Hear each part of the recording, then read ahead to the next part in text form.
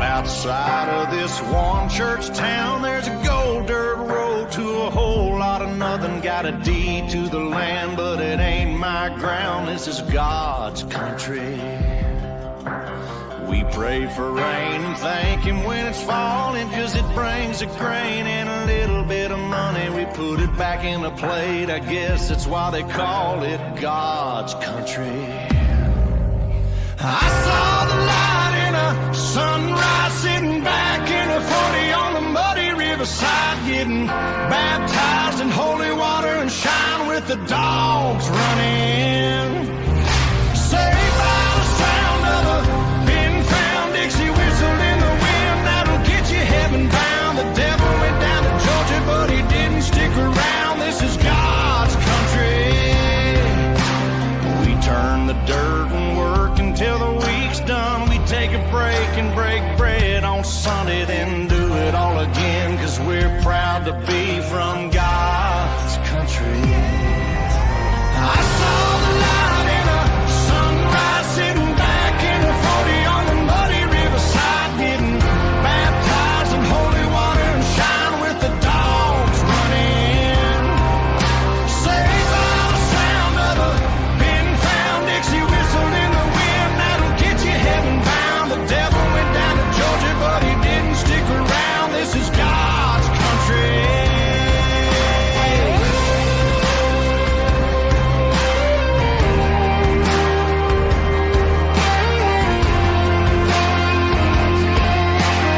God's country. I don't care what my headstone reads or what kind of pine wood box I end up in. When it's my time, lay me 6 feet deep in God's country. I saw the light in a sunrise, sitting back in a 40 on the muddy riverside, getting baptized in holy water and shine with the dogs running. Saved by the sound of a pin-found Dixie whistle in the wind, that'll get you heaven bound. The devil went down to Georgia, but he didn't stick around. This is God's country. Yeah, I saw the light in a sunrise, sitting back in a 40 on the muddy riverside, getting baptized in holy water and shine with the dogs running. Saved by the sound of a pin-found Dixie whistle in the wind, that'll get you heaven bound. The devil went down to Georgia, but he didn't stick around. This is God's country.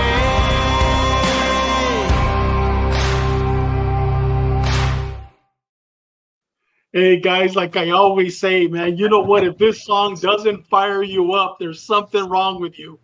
I'll tell you, man, God's country. Man, that is so beautiful. Talking about God's country, we got a legend, we got a hero, we got Ric Prado with us. But Rick, before we introduce you formally, Sean does, let me give a warm welcome to everybody that's watching us today. We're going to start off with our producer, Benny Cruz, my distinguished brothers on Ash Wednesday. Saludos from the Inland Empire. We have all these infamous fires. We got San Diego Police Department, gang detective, robbery detective, another legend. San Diego Police Department legend, Chris Kilby. And we got another legend watching us right now live, all the way from Thailand. We got Jim DeJanis. We call him Batman. He worked Pelican Bay for, I believe, over 17 years. Talking about a legend, man. There's another one right there. And we got Reverend Rents. He's going to be with us on August the 12th. He's going to be another one of our chaplains. God bless my brothers. Let's go. Watching us all the way from Utah. And we have Cocaine Cowboys. Once again, we got Chris Hastings watching us live right now from the Philippines. God bless you, brother. Thank you. And we got Mike Martinez, man, another legend. Greetings from part of God's country, Littleton, Colorado. Without a doubt, Mike, without a doubt. And we have our sister that's been with us from the very beginning. Ceci, we appreciate you. Thank you for being with us. Saludos, everyone. And I know you're drinking water today. We're drinking scotch. You're drinking water con limon, and maybe a saladito there somewhere. But yeah, Batman, Chris, we got guys. Like I said, man, we got nothing but legends watching the show because we have a true legend with us today. And but guys, without further ado, before we get started, let's talk about what we're drinking and what some of you are smoking. My internet went down outside, but I have Romeo and Julieta 1875 Reserve waiting for me as soon as the show's over. Whether my internet works or not, I'm going to go in the back and I'm going to fire this baby up. But talking about firing up a cigar, let's start off with you, Bobby. What are you drinking and what are you smoking, my brother? I'm drinking my go-to tequila, my Lalo. Drinking some tequila, and I'm smoking a 601 green from Espinosa. My friends at Espinosa Cigars. It's a 601 Oscuro. It's a powerful cigar, and I love. It's one of my favorites. So that's what I'm smoking. Oh, Bobby, that with café con leche hits the end with a little bit of scotch in it. It hits the spot. There it is. But with tequila, you can't go wrong, right? And Rick, I know you know cigars very well. Tell us what you're smoking and what are you drinking, brother? Well, I got myself a Romeo and Julieta here, 1875. Oh, that I'm okay. gonna light up, and then I have Four Branches. As I think you know, they did a special edition honoring the book Black Ops. This was a limited edition. They only made like 2,700 bottles. They're all gone. So I'm going to have a little sip of this in honor of meeting you guys. After that, I'll go to the regular Four Branches. So. Hey, you know what? Before we go on, where can we buy that at? I mean, I know it's a limited edition, but they're not going to make any more bottles. And where did they sell it? You may be able to find some that's left over in some store, but everything they had online was gone, and most of the stores have gone. Now, the regular Four Branches, which is the Founder's Blend, is extremely good also. 96 proof, very smooth. Black Ops is 100. But I got Four Branches guys, well represented. You got Army, Navy, Air Force, and Marines, Rescuemen, Green Berets, MARSOC, and SEALs, and a guy that was also CIA with me. So their ethos is sip to remember, don't drink to forget. And we've raised over, I think it's, I don't know, 100,000 plus just in the last few months. That we get auctioned off and that kind of stuff. One of the charities that I share the most is, of course, this one, which is the third option. As you know, in my business, diplomacy is the first option. Military action is the second option. Then CIA paramilitary guys, we are the third option. So outstanding.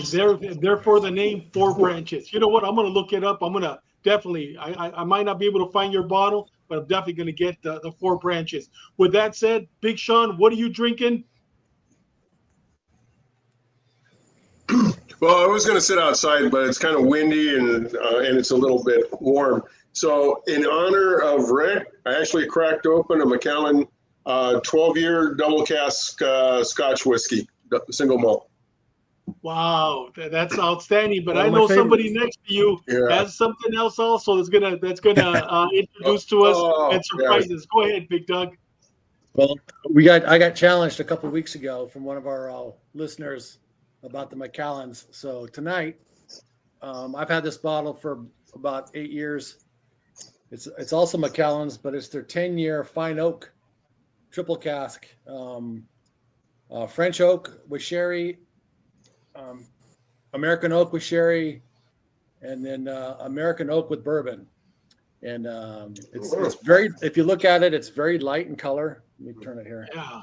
It's almost kind of a straw color. It's really smooth. I mean, it's super smooth. It's got a little bit of a back taste of honey and some fruits, but it's really a nice whiskey. A little on the pricey side, but it's one of those sipping ones that you want to sip and enjoy. It's definitely well worth it. And guys, I just opened up a bottle in honor of Rick for being with us. Believe it or not, whenever you think about Scotch, you always think that it's made in Scotland, right? But let me tell you, the China or the Japanese have been coming up with some really good scotches. But believe it or not, Israel came up with a scotch. And I know you're not going to believe this, but you know what? It's made in Israel. It's called M&H, Milk and Honey Scotch. Milk and honey. This is probably the third bottle that I've bought in the past 5 years. It's very hard to get. I'm telling you, it is a great scotch. And in your honor, Rick, I don't know if you ever had M&H, Milk and Honey, made in Israel. Have you had that yet, Rick? Have you heard of it? No, I have to look it up. Yeah. Please look it up, guys. It's not that expensive, not like Macallan's or the other bottles, but this is actually a very good scotch. Highly recommended. But guys, with that said, we had another death that just occurred, and we're going to have Doug go ahead and say some words, and then we're going to have a drink in his honor. Doug, it's all yours, brother.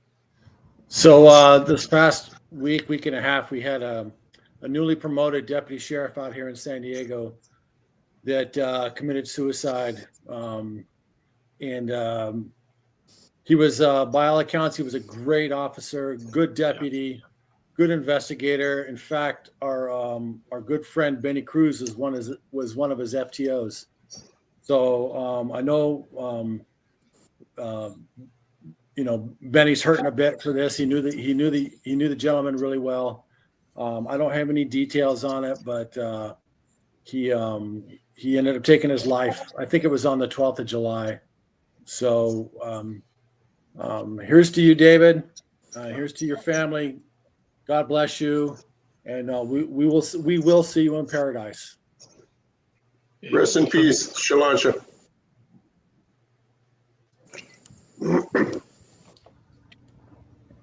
God bless him and his family. And guys, with that said, Sean, it's all yours, brother. Yeah, thanks.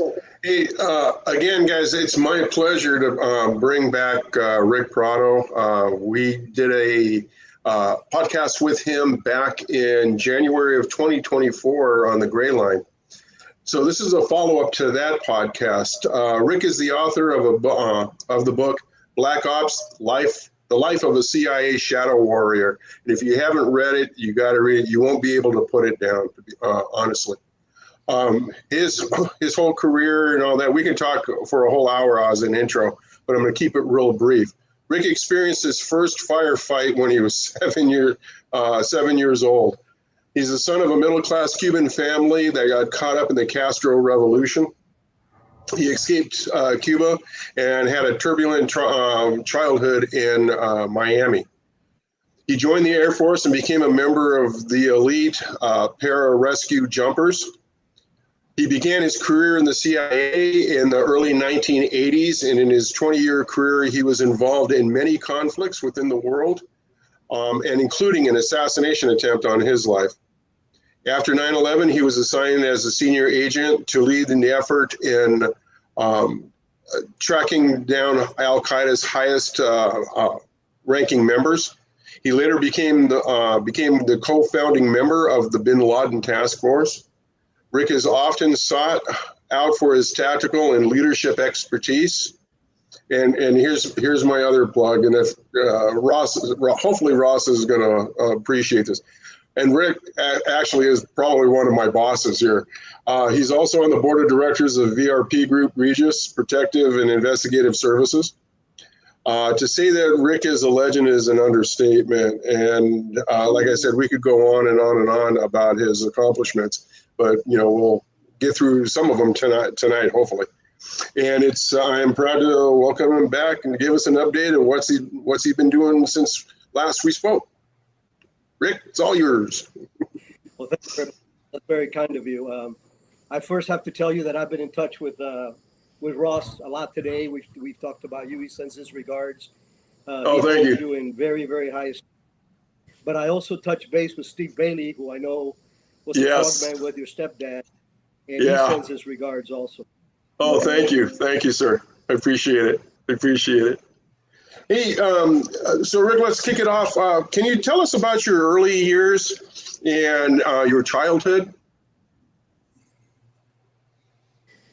Yeah, I was a happy middle-class kid in Cuba. 1959, when the revolution took over, my dad had a 57 Pontiac, a deuce and a half, and a Jeep for his business. So we were solid middle class. We had telephone and TV, which is, pretty decent. That went belly up really, really quick with the Castro regime. Within 6 months, my dad's company was a small coffee roasting company, was confiscated. Just about every American, not just every American company was confiscated first. I was wearing a uniform to school for the first time ever, being drafted into and teaching campesinos.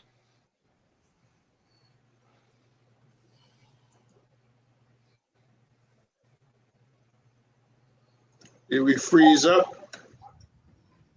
Yeah, I think he froze up. Give him a quick second. Right. I was 9 years old.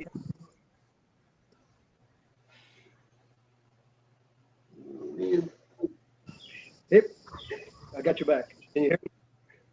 Yeah. Yes, we can see you now. Can you hear me now, guys? Good. Yeah. So, and what happened was shortly thereafter, had the Bay of Pigs, imbroglio, for lack of a better word. And that's when my dad decided that we needed to leave Cuba. Unfortunately, him and my mom couldn't get out. So they sent me out through a program called Peter Pan through the Catholic Church, which took out 14,000 kids like me.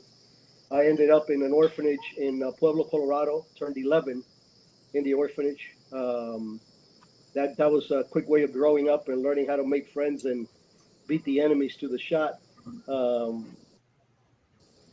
My parents luckily came back out less than a year after, and so we were reunited, and that's about it from idyllic childhood to being in an orphanage with 3 or 4 different cultures and languages, and a lot of pissed off kids because there's no such thing as a happy orphan, right? Right.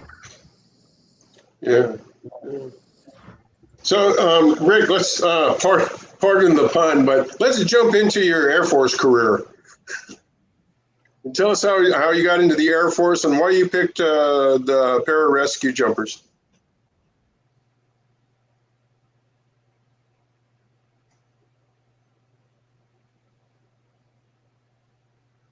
I tell you guys, I'm the right path. And this was definitely one of those cases. I had been in the United States about 8 years. I still had an accent. And I was in my first semester at college. I was going to be a professional diver. And one of the guys in the oceanography class, him and I hit it off, Glenn Richardson. And he had been a pararescueman. And because of my diving background, I started diving when I was a freshman in high school. We hit it off. And he took me to his house, showed me all about pararescue. I said, jumping out of airplanes, mountain climbing, scuba diving, and a cool hat, I'll take it.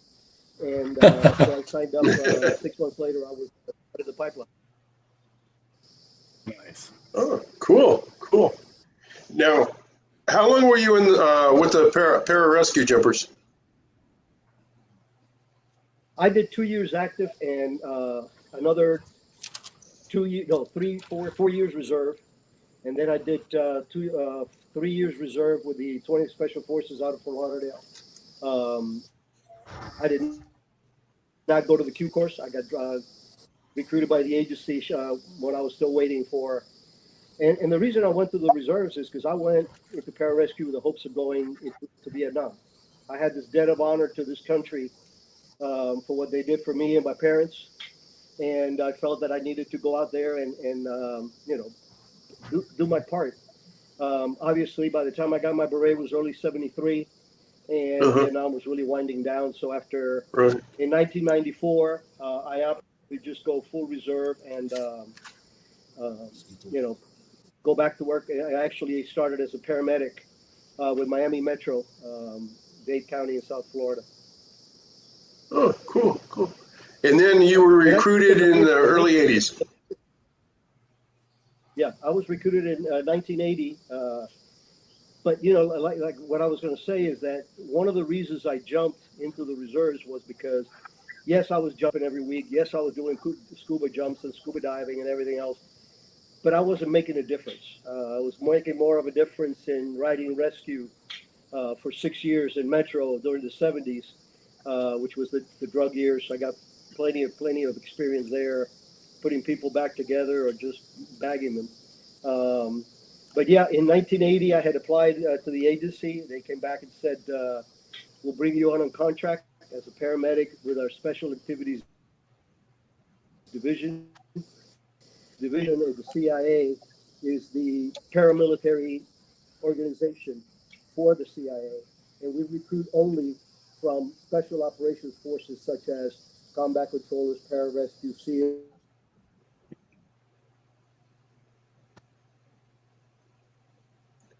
All right, froze up. I can hear you. Okay, there you are. Yeah, but you're still freezing up. I have to go. I hate to, because I mean, I got full bars here with the. So I don't know. Okay. Hey, Rick, real quick, how long was the training for the PJs? Back then, it was only quote unquote about 16 months. Now it's well over 2 years because they go a lot deeper. I mean, when I came out of paramedic, I was an EMT2 certified. But now these guys, they go above and beyond. They do time, months in the hospitals and emergency rooms working with doctors. So the training is even longer. Okay. I thought I was tough until I went into pararescue.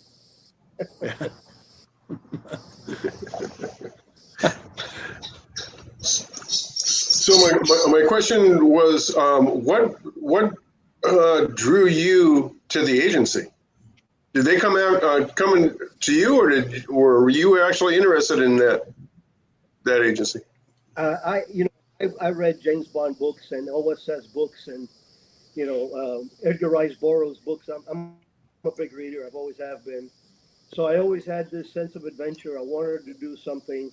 So as a kid, I had a lot of interest in all of that.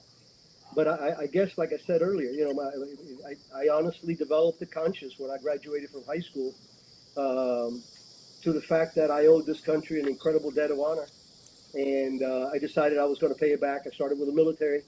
I applied to the agency the first time in 1974. This is right after Vietnam. They were firing, not hiring. Same thing with the military. I tried again in 1980, and that's when they brought me in on contract to work as a paramedic with the Special Activities Division Ground Branch guys.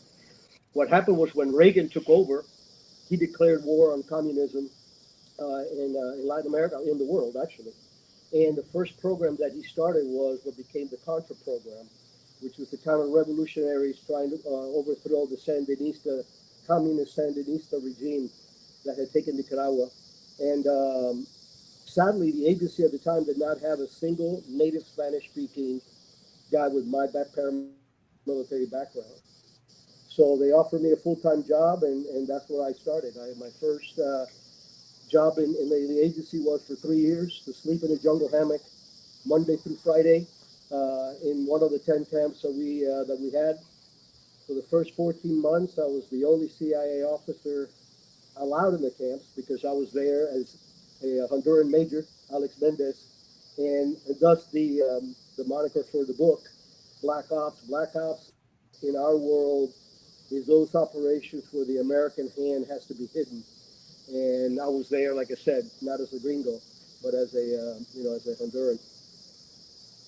So Rick, I know your Spanish is going to have a lot of Cuban influences. Did that help you on that assignment down there? Well, I mean, my Spanish, obviously, I do, I speak Cuban. Let's put it that way. Yeah. But most of these guys are, it wasn't a problem. But obviously, the language proficiency was one of the reasons I was hired. Yeah. They had plenty of CIA guys that spoke good Spanish, but they didn't have the paramilitary background. So, right. but it was, I would tell you, it's the most fun, most rewarding job I had in my whole career. And with all due modesty, I had a wonderful career. And later on in life, when I had the privilege of introspection, I realized that the reason it hit me so well and why I enjoyed, living for 3 years in the woods, was that I was now at the age of 30, I was fighting that same monster that had destroyed my family and my first country. So. What was one of the most dangerous missions that you did down there, Rick? And tell us about the assassination attempt. Well, the assassination attempt came later, but I think that the hairiest operations I did down there were all scuba related. We were training the we're making good progress with ambushes and harassments and gaining a little bit of territory. But headquarters came in with a request that we come up with something that would be a left hook, something that would tell them, hey, this isn't just a ragtag bunch of rebels out there. They're coming in on force. So I came up with this plan for blowing up the Puerto Cabezas Pier in northeast Nicaragua. Now, the thing with Puerto Cabezas is Puerto Cabezas at the time was the belly button for all the military materiel coming from the Soviet Union via Cuba. So I trained these mosquito divers. They were divers, and started with 6 or 7 of them. Four made my transition into the full time. And one night we got on a PT boat, went out there, and 12 o'clock at night we put this big 80 pounds of C4 under the Puerto Cabezas Pier and blew it to smithereens. So that was quite exciting because, again, we were deep in Nicaragua waters and deep in the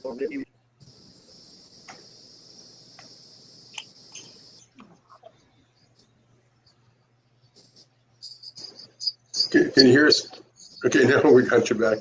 Okay, and then after Nicaragua and Central America and whatnot, where did you progress? Where did you move on to from there? From there, I went to the farm, got my master's in espionage, and started the case officer route. Although I stayed as a paramilitary officer for the first decade of my career, I was home base with Ground Branch. But as you mentioned earlier, eventually, I went to the Philippines. I went to several other places. Did Korea. I started the Laden Task Force in January of 1996 with a guy named Mike Schroyer, who was the chief. He was an analyst. I was the senior operations officer. And guys, you know the frustrations that we've all shared trying to mess with bad guys. And a lot of it is, the legal systems and the lack of, particular fortitude on the part of our quote unquote some leaders. And during that period that I was there from 96 to almost 98, we had at least 6 or 7 operations that we could have taken out bin Laden in 1996 or 1997. Imagine, and as a matter of fact, you just talked up Billy Wall, who was our guy on the ground. Billy Wall was the first guy to surveil bin Laden in Khartoum. But the point is, can you imagine what a different world we would be in if they would have allowed us in 1997 to take out bin Laden? It'd be like shooting Hitler before World War II. Yeah, yeah.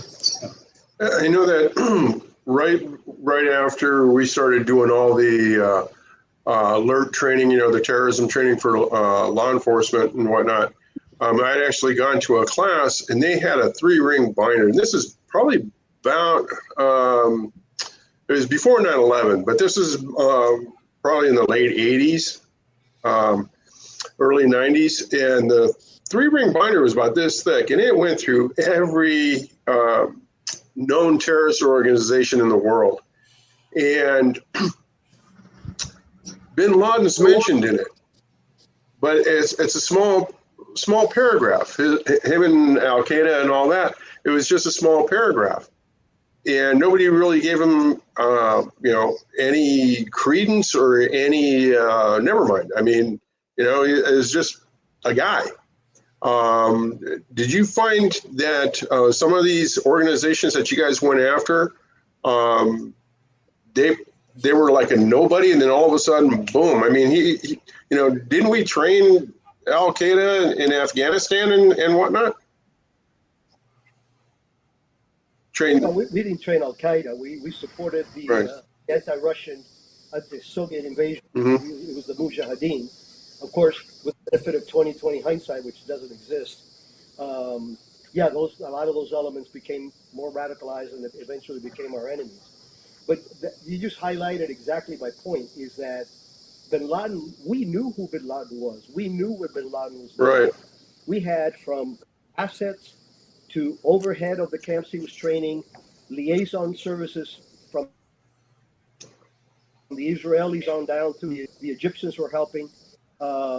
We knew that he was up to terrorist activity. We knew that he was having great success in forcing funding from Saudi princes. His father was one of the richest men in Saudi Arabia in construction. So there was no doubt in our mind that he was planning further attacks. The comment from the White House at the time under Clinton was, "Hey, we don't have enough proof that he's a bad guy." So we waited till he hit us at the embassies in Africa, and then Right. Cole, and then of course 9/11. That's when the gloves came off, and it is one of the things that sometimes keeps me up at night, because even though I know how hard we try, I just it just bothers me the fact that we could have prevented all this carnage and all this radical international terrorism. Until the Bin Laden attack, most of the terrorism had been regional. Even Hezbollah, who at that time had killed more Americans than anybody else, they had done that in Beirut primarily. Yeah. Mhm. And Shining Path, South America, the MPA in the Philippines, I've worked them all. But the bottom line is, that was like the big blow up of international terrorism. Eventually, we had and a couple of other things develop out of that. What are your thoughts now, Rick, of what's going on in the Middle East? Israel now. I guess they hit Syria, but with Iran and that whole area over there, what's going on now?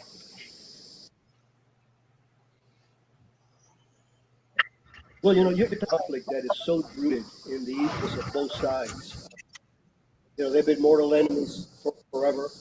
Yeah. And it is they know how to fight the bad guy. The Israelis are an island of hostility. The only way they survive is by being aggressive, by taking point.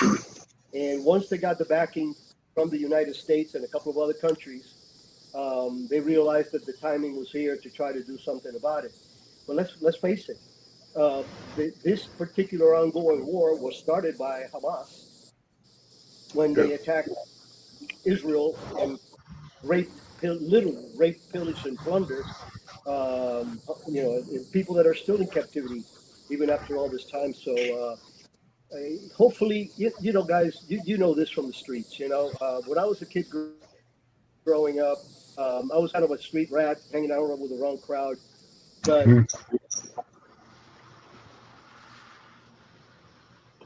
Yeah.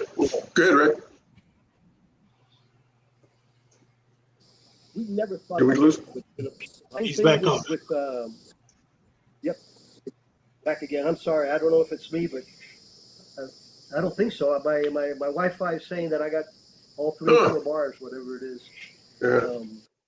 We're good. I don't know. Feathering. Yeah, we're good now. No bad We're good weather now. or anything else here. Oh, okay. Hey, Rick. How much influence? Yep. How much influence? Yeah, go ahead, Doug. How much influence does the Department of State have over your operations when you were with the agency? They provided Zero? cover. Zero. Okay. Yeah, when we're overseas, we're under State Department cover for the most part until we're declared, later on in life. No, State Department, like I said, they're the first option. They work on diplomacy. But for us, we're a completely different animal. The only attachment that we have is that we use State Department as cover for having our officers in all U.S. Yeah. embassies worldwide. Yeah, I just wanted some clarification because sometimes you hear some of these pundits and some of these politicians who complain that they didn't get authorization through the Department of State, and you know how the news agencies are. I just wanted people to know that they really don't have anything to say over what happens with the operations of the state of the agency. Thank you. You just hit on a pet peeve of mine, okay? Because it is absolutely true. Yeah. A lot of people don't know this, so this would be a good education for the masses. The CIA is the only federal agency in the United States that has what is called Title 50 authorities. Title 50 authorities mean that the President of the United States can sign a lethal finding or any kind of finding, and we can legally, by U.S. law, do it. It's illegal where we're doing it, but that's what we do for a living. So the military has what they call Title 10 authorities. That means they could do whatever the hell their commander tells them to do in a war theater. And the best example that I can give you is when we shot bin Laden, just 11 years, whatever it was after his attack on us on land here, that SEAL Team 6 group was detailed to the very same bin Laden Task Force that I started in 1996. They were under our legal. We had guys there too with them, but it was that same unit found him, geolocated him, helped with the plans, provided all the intelligence, and SEAL Team, shipped it to us, carried it out under Title 50 authorities because we were not at war with Pakistan.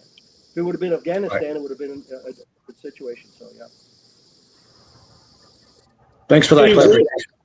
Hey, Rick, that young lady, I guess she was an analyst. I'm calling her young. I don't know. Now she's probably not young, but when she first started, was she on your original task force in '96? The analyst? Talking about Jennifer Matthews? Yes. Yeah, Jennifer Matthews, she's the one that was killed in Khost. She was the chief of base in Khost, Afghanistan. Terrorist attack, very well planned terrorist attack. But yeah, she was one of our plank owners of the task force. Actually, we only had 2 operators, myself and an Arab-speaking case officer. The rest were analysts, females.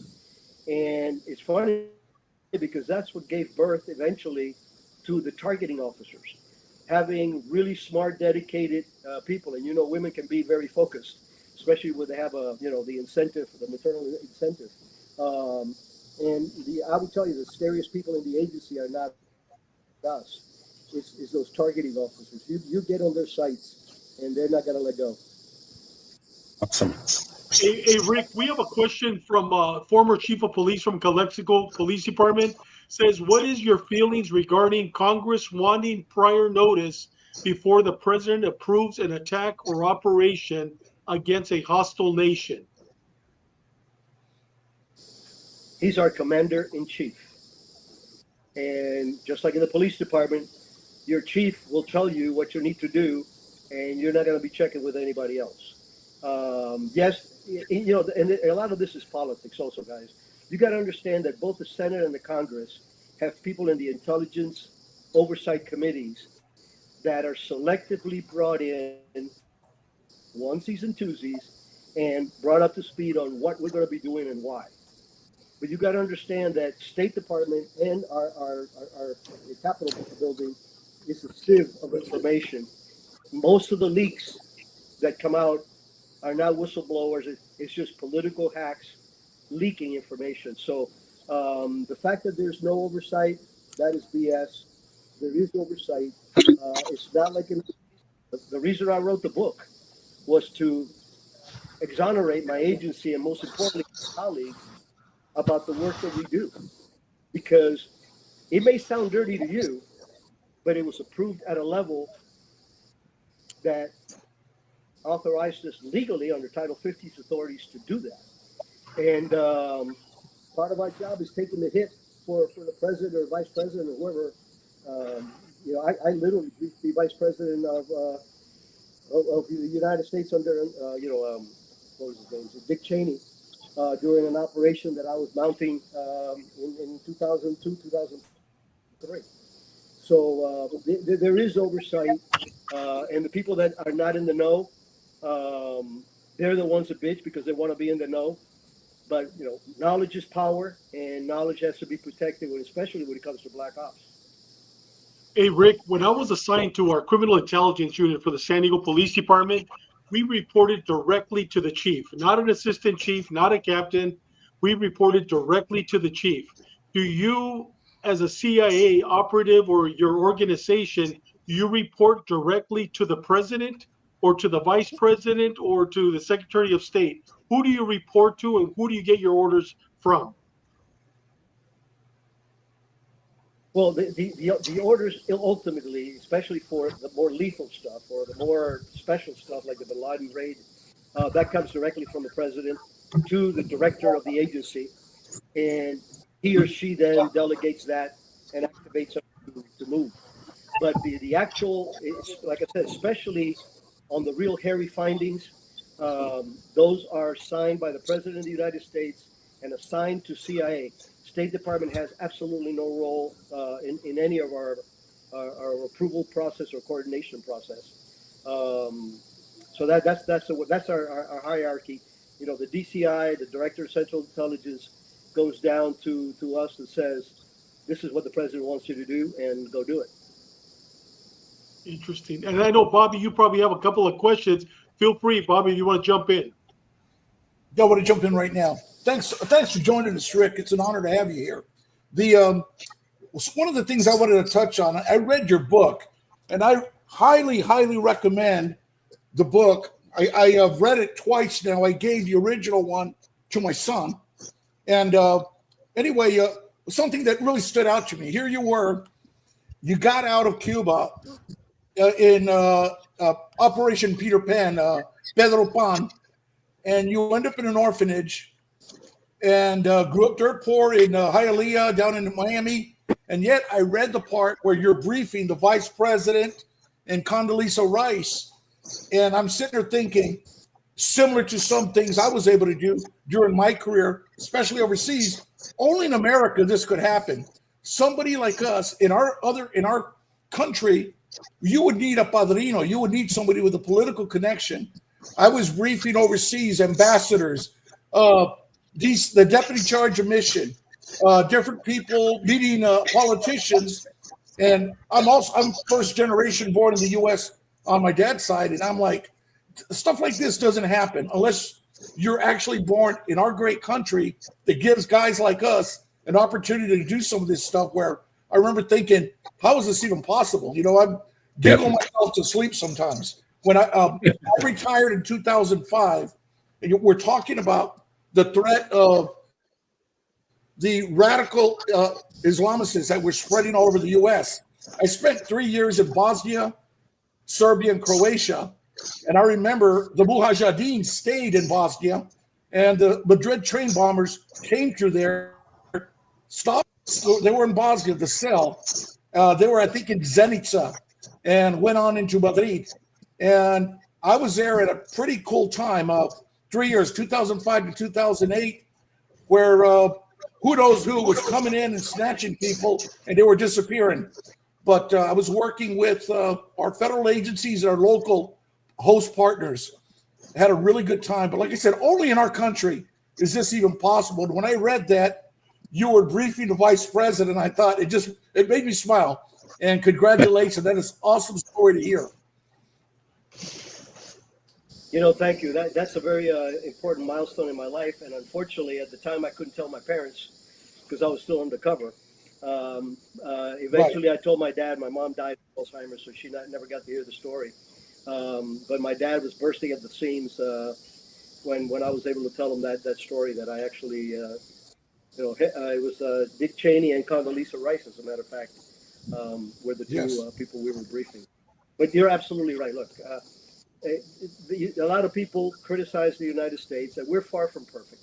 It's made of humans, right? But everybody wants to come to America for a reason. And I look at my story is not that unique. There's thousands and thousands of immigrants, legal immigrants, that come to this country and make a hellacious difference. Right, lockstep with American-born individuals. I taught at Fort Bragg for 7 years after I retired from Blackwater, because I went from the agency to Blackwater. And during that time, my wife used to tell me, "Why do you go to Fayetteville? Do you have a girlfriend there or something? I mean, you're going there 8 times a year." And I explained to her, I said, "You got to understand that when I'm there, I am with a class of Americans that you don't meet at the mall. All these kids are, I mean, we will never, ever in this country, between law enforcement and our military, have a shortage of warriors. We have a shortage of leaders."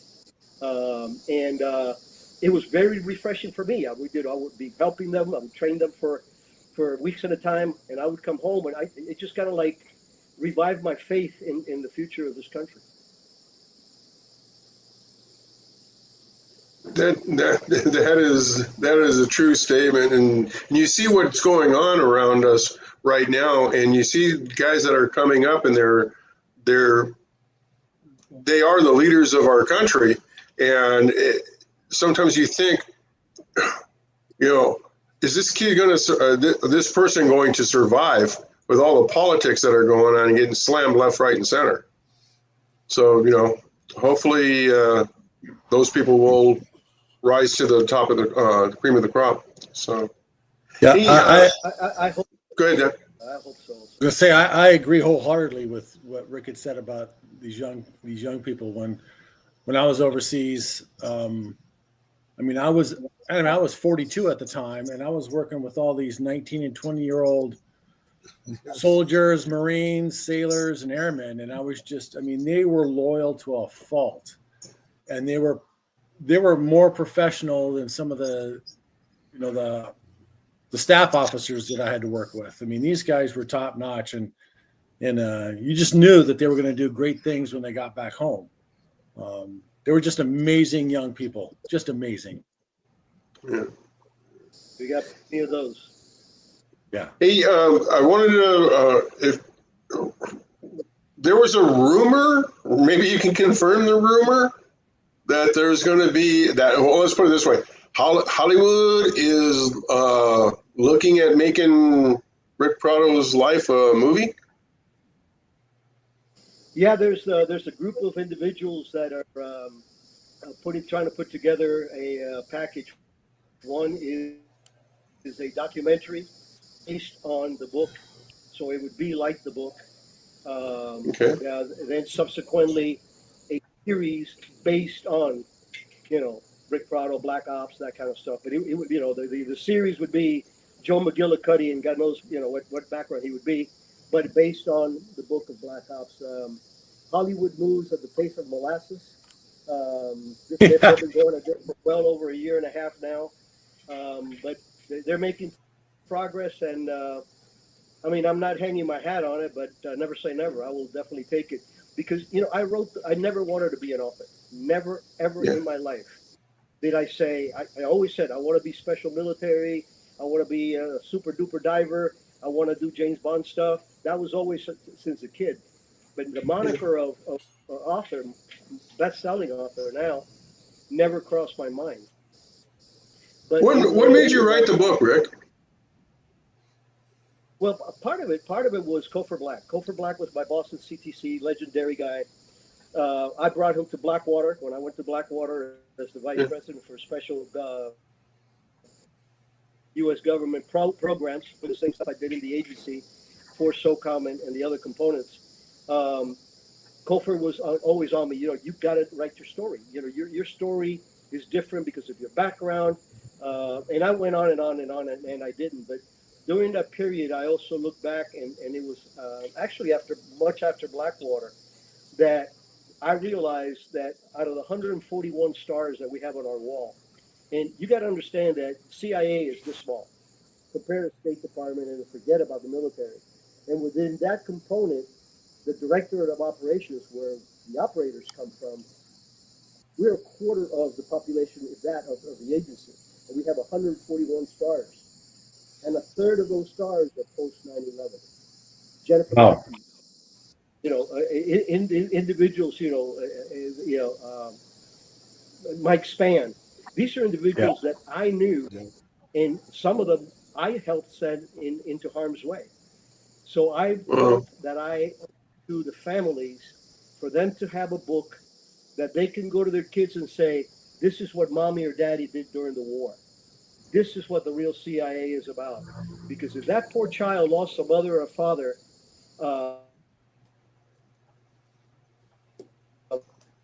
working for the CIA, the only thing that they could do, we're a bunch of drug dealers, we're traders, we're alcoholics, we're womanizers, and I will tell you, much better reputation than that, because they're very silent patriots. You're in the military or even in the police department. You wear your captain's badge, you wear your lieutenant's badge, your sergeant. In the military, you got your berets, your tridents, you have all these great stuff. At CIA, you walk in the CIA, and the same badge that a GS-11 that just started in the agency looks identical to the director of CIA. It's a blue badge with a picture and a number. So there is no flaunting your position. There is no outside recognition at all. I mean, we don't have it as bad as you guys in law enforcement. I actually, I admire the hell out of you guys. I don't know that I could do that kind of work. But for us, it's a different culture. And one of the benefits of it is, since we are a closed culture, it really develops friendships, because we can't talk about our stuff to anybody but our own. Right. Yes. It's Perfect. Yeah. All right. If anybody doesn't have anything else, we'll start winding down. Oh. Good. Hey, Rick, time is our enemy, like Dave says, and we need to wind it down. I appreciate the hell that, that you've given us the opportunity to hear from you again. And I know that we're going to be reaching out to you soon. Say, hey, man, we got to do a follow-up. We definitely have to do a follow-up. And that Ross is coming in 2 weeks, right? He's going to be in the hot seat. So give him some tips. Let him know what's going on.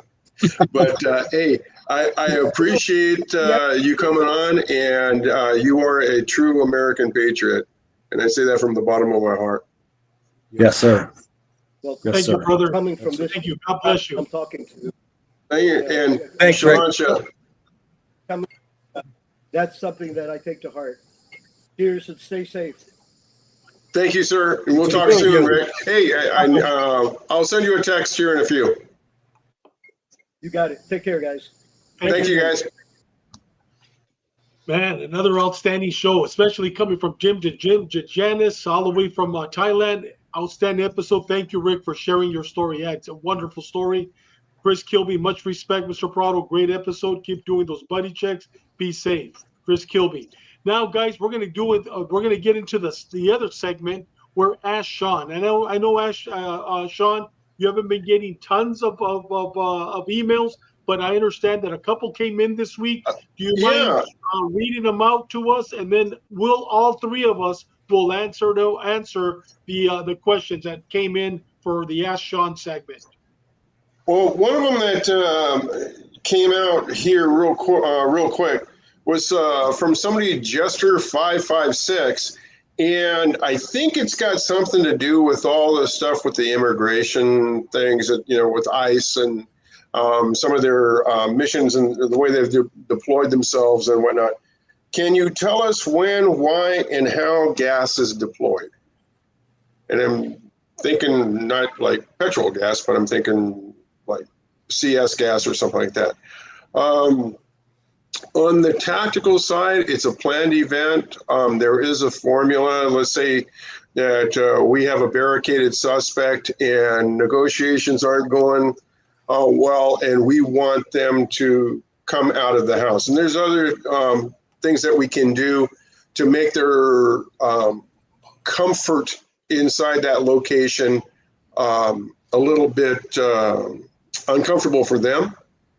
And one of them to come out is to deploy gas. And like I said, there is a formula. You deploy gas. It is an irritant. It'll make your eyes water. You feel like you're choking. The classic is the snot rope. Your nose is going to start draining and whatnot, and you think you're dying.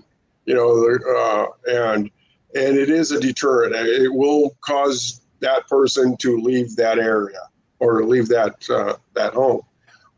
Some of the things, I'll be perfectly honest with you guys, some of the things that I've seen on the news, whether it's true or not, it's gotten to the point now where, like with riots, you want to disperse a crowd, you pepper ball, which is CS gas and whatnot, or they deploy the canister to get most of the crowd going off. Back in the day, you toss a couple of cans of CS and the people start leaving. Now they're picking them up and throwing them back. They're masked up. They've got gas masks. So if it's effective to most of the people, I think it is. But you don't want to be around it. It does make you uncomfortable, and your eyes water, and you feel like you're choking. Yeah. And, Hey, Sean, Doug, do you have anything you want to add? And Bobby, feel free to jump in. Yeah, the only thing I can say is from personal experience is when Sean knows this, when we were in SED, the non-SWAT guys had to go through some of the training that the SWAT guys went through. And we had a very famous SRT officer, George Cason. yes. And he's a big guy. He was a great guy, but he was running the gas house with Bernie Updike. Yep. And I remember going in there, and you had to go in the gas house, and you had your mask on, and you had to take the mask off when the gas has been deployed, and then you had to clear it, and then you had to say your name and your ID number, and you had to ask permission to leave. So I did that, and Cason just looked at me, and he says, "I can't hear you with that damn mask on. Take it off." So I had to take off my mask, and then I had to say my name, my ID, and ask permission to leave. But I didn't take a big enough breath before taking my mask off. And I think that snot rope had to have been 12 feet long. It didn't for like 15 minutes. And I just breathed a little bit. I mean, it wasn't much. And he gave me permission to run out of the gas house. But that was the most horrible thing I've ever been involved in my entire life. It was horrible. And it was just, you don't realize how much mucus you have in your body until you've been into one of those places. So it's very effective. It is very effective.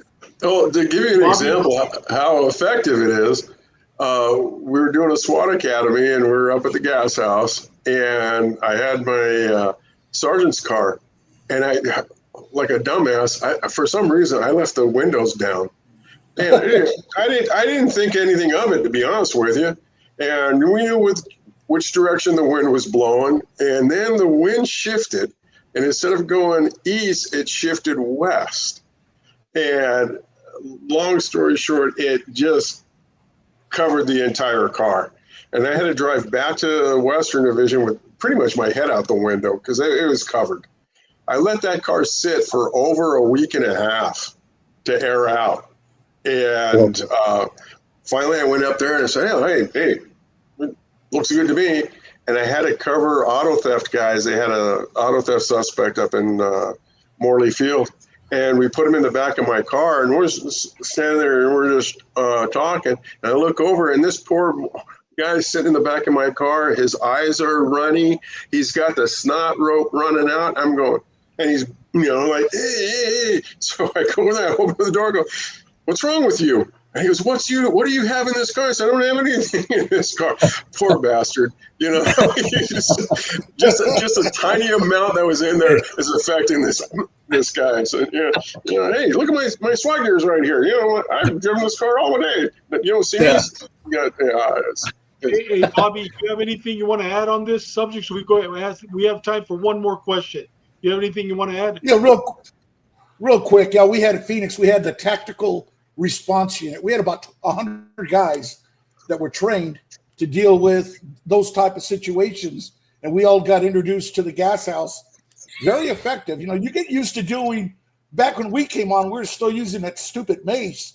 Yeah, we used to say mace didn't work on drug addicts and people who were trying to get away from us. It only worked on spiders and law-abiding citizens who are afraid of the cops, not criminals.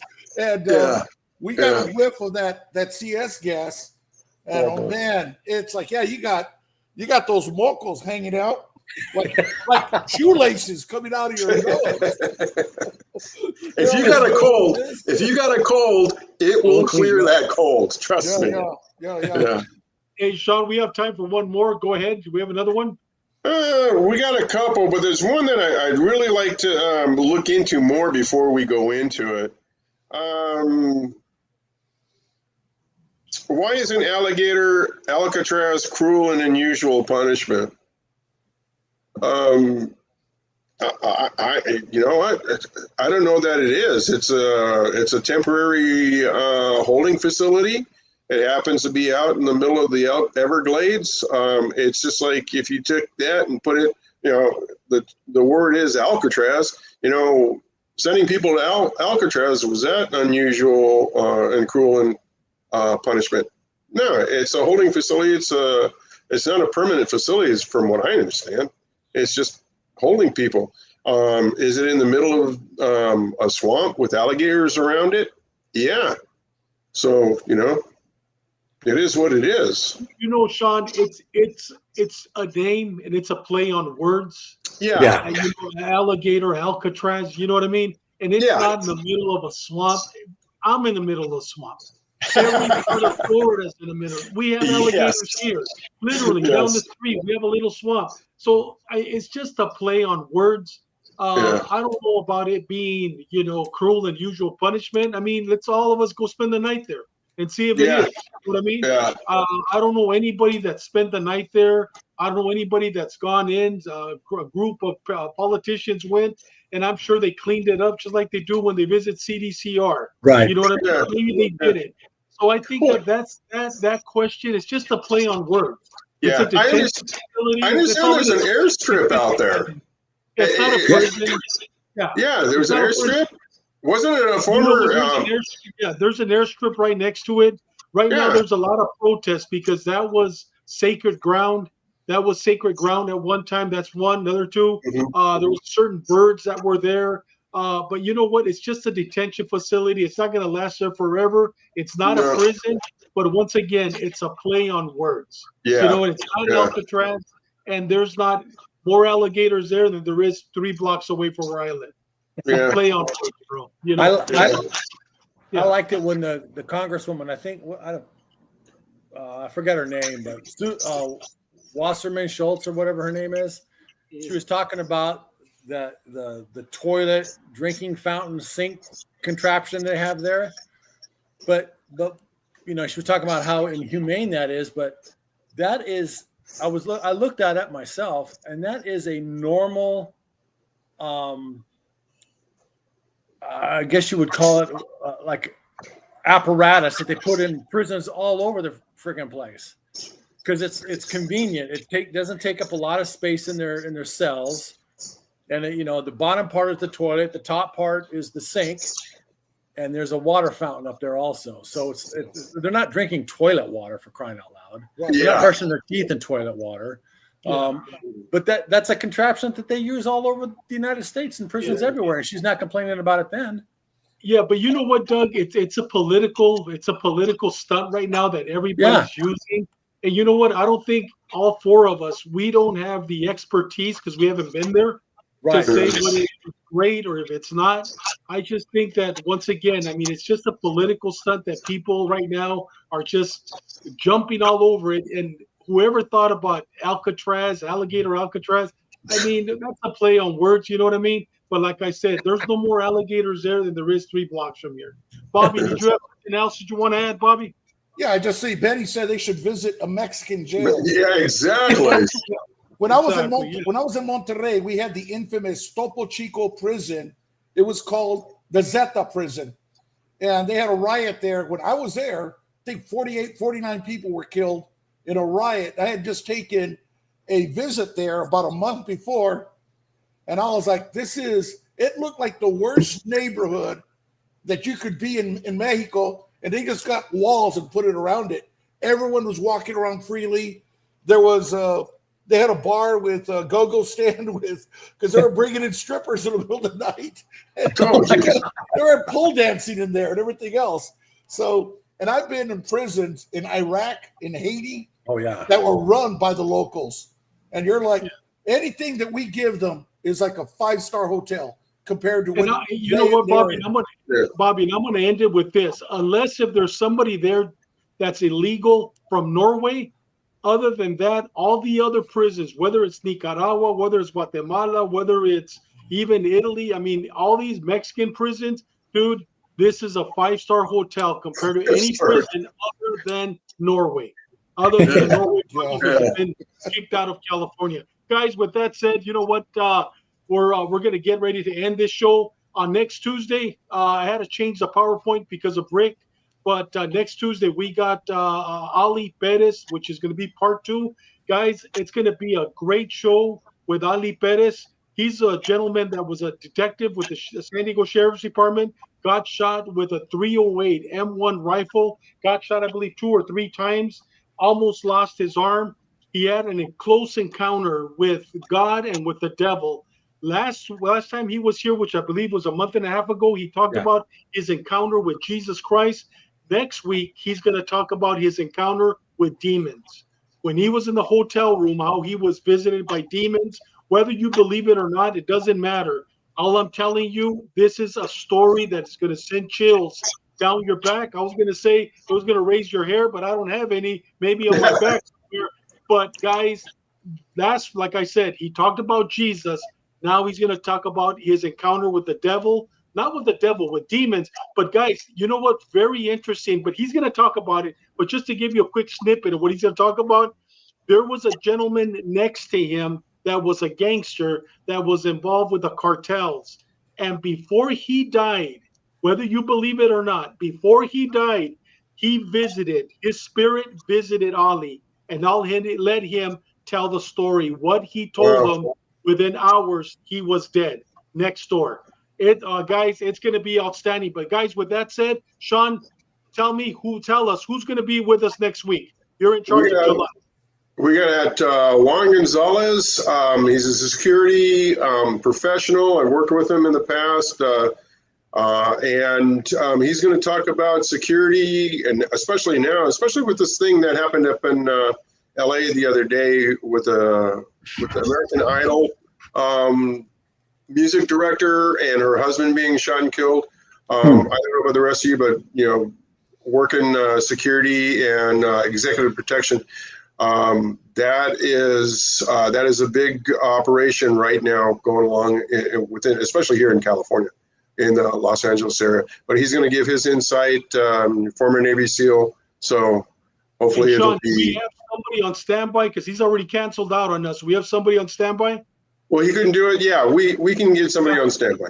We can get somebody on standby. Yeah. Perfect. And guys, next month I'm in charge, and then Doug, you got September, and Bobby, you got October. And I'll tell you, I'm already booked for the whole month of August. The guys that I'm bringing on, or the gentlemen that I'm bringing on, are going to be dynamic. I can't wait. One of them is Wayne Spees. It's going to talk about hostage negotiations. It's going to be a great episode.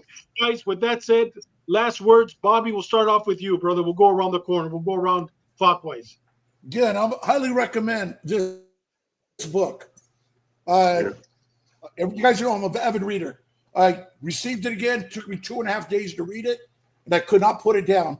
And it's a treat. It should be part of everyone's library. And and if you enjoy, thanks for joining us. If you enjoyed the show, please hit the like button and share with your friends, and we'll see you next week. Thanks. Big Sean. Again, shout out to Rick for coming back up on the show. I appreciate it. And for those of you out there, just be safe and keep your head on a swivel and situational awareness. Big Doug. Hey, I just want to say thanks to everybody that watches us. It's a pleasure to doing this. I really look forward to doing this every week and doing the background on our guests and stuff. It's a lot of fun hearing their stories. And I was really happy to hear that Rick he read Edgar Rice Burroughs. So those of you who don't know who Edgar Rice Burroughs is, he's the guy that wrote Tarzan. He wrote many books, and he was the first author that I fell in love with when I was a young man. That's what got me reading. In fact, I got a bunch of his books behind me right here. So check them out. So anyways, like Chris Kilby says, do your buddy checks. In fact, Chris checked on me today. So we talked for about an hour this morning. He got a hold of me. So I'm trying to work on him to come on the show, but we'll see what happens. Oh, A little pressure on him right now. A little pressure, Chris. Dude, that's going to be, hey, maybe, hopefully he's not watching. Maybe we can tag team him and do it. Yeah. Good luck. Yeah. He's pretty stubborn. He's bigger than all of them. Hey, guys, like I always say, you know what? Live a purpose-driven life. Live every day like it's your last day on earth, and make every minute, every second, every day count. With that said, we'll see you next Tuesday on next Tuesday on the Gray Line at 6 o'clock, and next Wednesday at 5 o'clock with another Navy SEAL coming in, telling his life story. God bless you.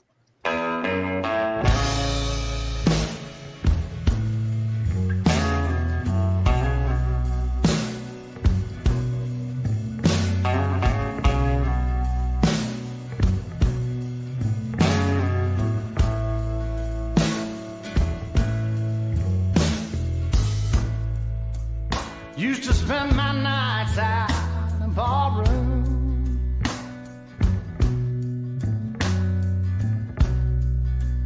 Liquor was the only love I'd known.